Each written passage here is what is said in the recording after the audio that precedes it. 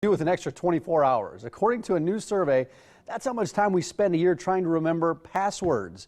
24 hours. Our next guest says, in addition to driving us crazy, passwords aren't even working to help keep our personal information safe. Tom Kemp is the CEO of Centrify. Good morning, Tom. How are you this morning?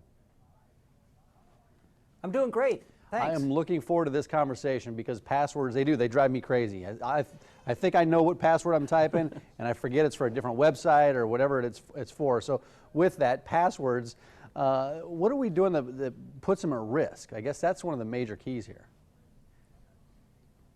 Yeah, so my company Centrify, we just did a survey and we actually found that 25% of users use the same password across all their websites. So if one of those sites gets hacked or breached, then the bad guys will take your username and password and apply it to multiple websites.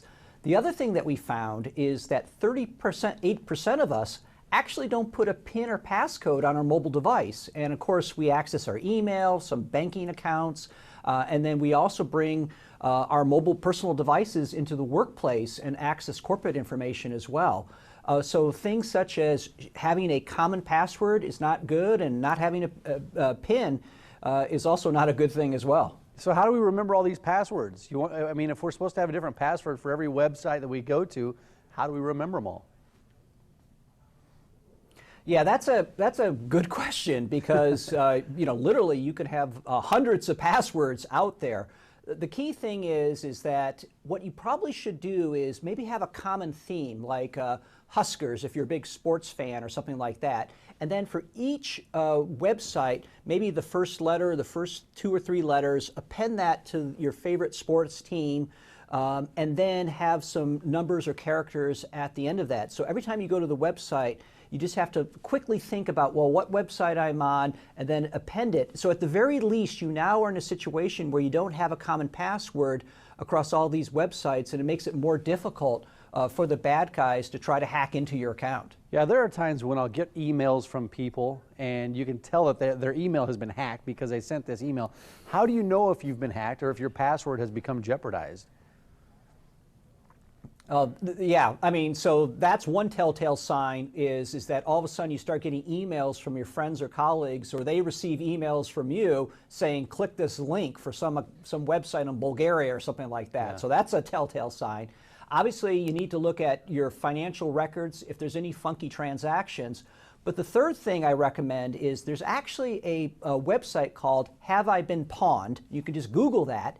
And then that's a website that has all the various data breaches that the good guys have put it together in a database, and you could put your email account in there, and it will tell you if your account was one of the breached websites out there. So at least that can tell you if you've actually been hacked in one of the big data breaches that have occurred recently. Yeah, are passwords the answer, though? I mean, is there a better way to do this? Well, unfortunately, passwords are the only things that we have right now. So we're just going to have to deal with them, and so we're going to have to mitigate the risk associated with them.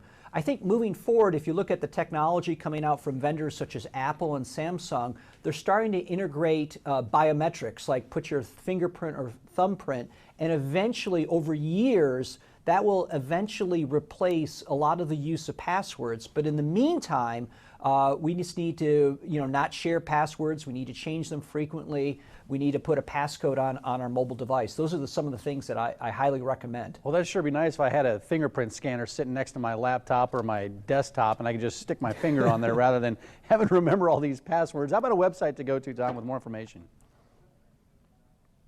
Yeah, so we actually have this survey on my website, centrify.com, where you can not only see what the survey results are, but also get some tips and tricks for best securing yourself in terms of doing online web surfing and transactions. Yeah, very good. Tom, thanks for your time this morning. All good information.